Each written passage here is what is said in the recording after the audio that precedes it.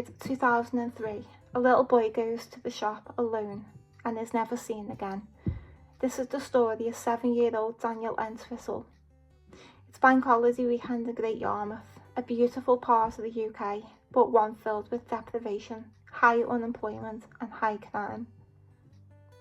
So Daniel was the middle child of Paula and David Entwistle. Great Yarmouth, being a seaside town, was a magnet for sex offenders because a lot of young people hung around the arcades alone. It also consisted of a transient population. So little Daniel, he attended Green Acres School, and the headmaster said he seemed like a happy, normal little boy who seemed close to his mum whenever his mum was at the school with him. However, once he went missing and the media got involved, there was rumours that Daniel was either on the at-risk register, which we have here in England, well, probably the UK, or at least he was known to social services, suggesting that all was not well at home. Daniel would often tell his dinner lady that he hated being at home, which is so sad. This suggested that not only was he vulnerable in the environment with all the predators around each corner, but also in the very place he should have been the safest. Daniel had a lot of freedom for the 7-year-old. He was often seen playing alone in the street. A neighbour even stated that he would go down to the beach and just sit there alone after school. You know, this is a little tiny boy. It's so sad. And he was also being bullied at school as well by other kids. And the headmaster in this interview just seemed very lardy-lard about it. Like, he basically said, yeah, it's like Lord of the Flies. Meaning that, you know, he's aware of what was going on, but he just let it happen because it's normal. So Daniel's dad, David, worked as a railwayman, and his mum, Paula, she suffered from epilepsy, and due to her frequent seizures, she was often left bedridden for days. So, going back to the last day Daniel was ever seen. Now, bear in mind, there's been no trace of Daniel ever being found. There have been reports in recent weeks leading up to the day he went missing that strange men were hanging around the school grounds. Now, the school alerted parents and said, look, you know, strange men are hanging around, you know, be on high alert. So, could one of them have been watching Daniel, seeing that he was often alone? And what we know about predators is that they often seek out the child who appears lonely and vulnerable and not part of the crowd and neglected. These are things that they look for. Plus, it turns out that there was a number of paedophiles who lived nearby too. So, whoever allowed all these paedophiles, I think there was 5, which might not sound like a lot, but I'm sorry, one paedophile that's known to the services is probably the equivalent of 5 that are not known. So on that Sunday afternoon that Daniel went missing, nobody was watching him as usual. Paula did say that she remembers that he was playing with toys with his brother at some point. And then around 5 p.m, David, his dad, gave Daniel the money to go to the local shop to buy milk for his younger brother. Now, we know he made it to the shop because of CCTV footage. Now, his dad says that Daniel came home with the milk and that he went out and that he never seen him ever again. He was seen with a group of children, but after that we don't know anything else. Later that night, Daniel's red BMX was found beside the River Yar, but that's the only trace of him.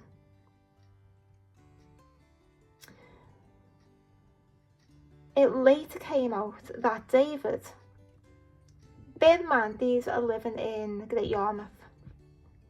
Now it later came out that David was a convicted paedophile who had actually served a sentence in prison for raping a 12-year-old little girl.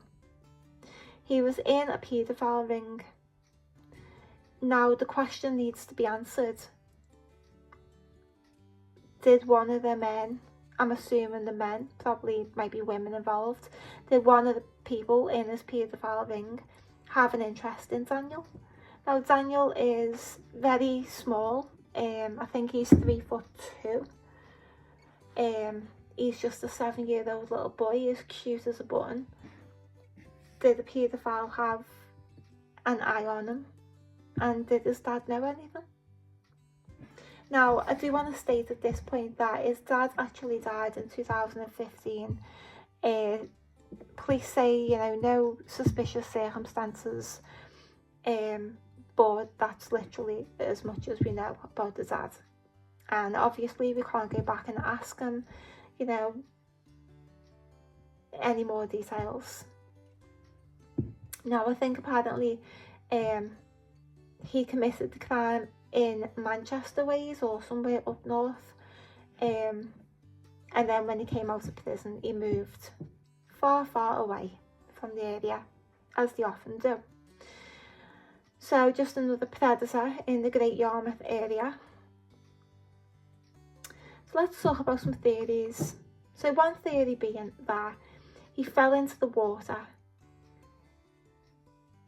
Now, usually when this happens, eventually some trace is found. Obviously not all the time, but you know, usually a trace is found of a piece of clothing, a shoe, you know, something. Now, they think he fell into the water because that's where his bike was left. But he was really scared of water. So it doesn't seem plausible that he would jump in the water. And, you know, it's believed that at the time he was with the group of kids at the time. So it was after they'd been to the shop. And the experts think that, you know, eventually one of the kids would have said something. Now, the bike being left there could have been... it could have just been a red herring, to be honest. He might not have even been there at all. Okay, so the second theory is paedophiles got him and took him, maybe murdered him. Either he was snatched off the street or he was being groomed by someone. Like I said before, within 1 kilometre of his house, there were 5 known paedophiles. Plus his dad. Like I said, he was little, frail, tiny, he'd be easy to scoop up.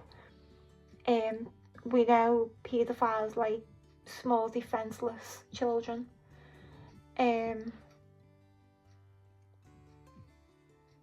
keep coming back to the dad being a paedophile and being, you know, I know people keep saying, you know, he was seen with kids, but like, was he?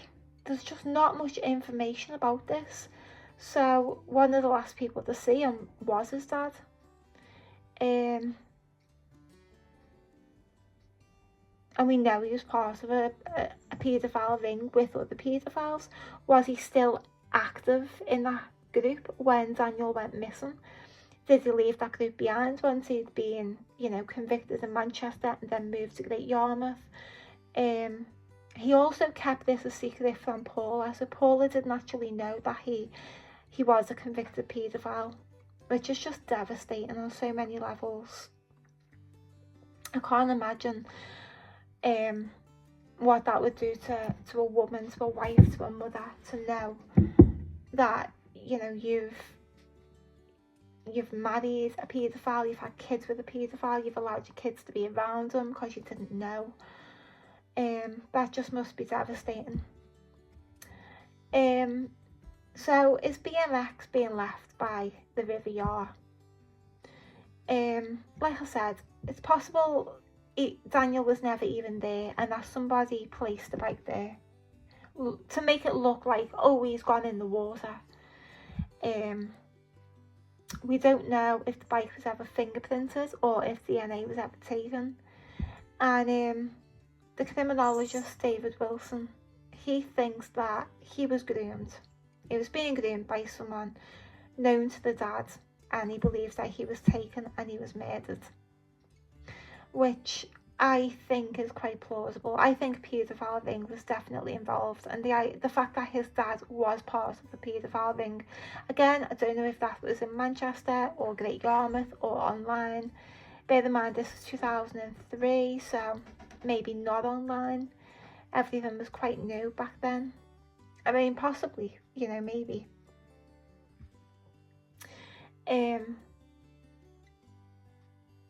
Now, the headmaster, he doesn't believe that Daniel would have gone with a stranger. The headmaster says that he seemed too streetwise to do that, therefore it's believed that he would have gone with someone that he knew. Now, yeah, he probably is a bit more streetwise than the average 7-year-old because he spends so much time alone on the streets.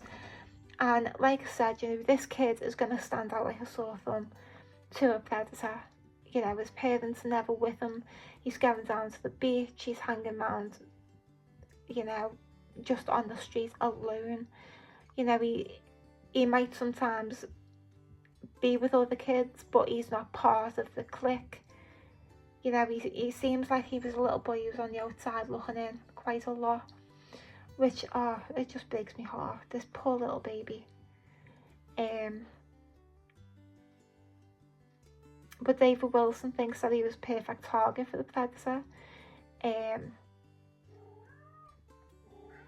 But that it's also quite rare for a paedophile to also be a child murderer. Many paedophiles just molest a lot, and they tend to murder when they think the kid's gonna tell on them. A lot of, you know, some of them kill because they're just sadistic bastards, but a lot of paedophiles state that, you know, they had to kill the kid because they didn't want to get in trouble, they didn't want to go back to prison, you know, all that stuff. But it's difficult without his body to really say what happened. We just don't know. But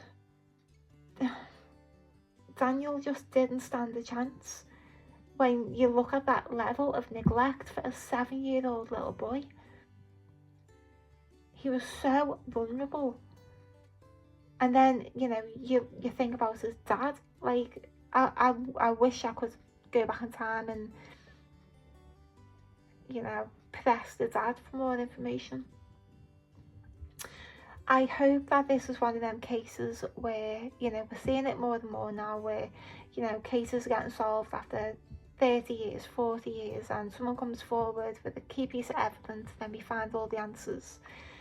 I hopefully one day we have those answers to find out what happened to this little boy, and I hope that we can lay him to rest.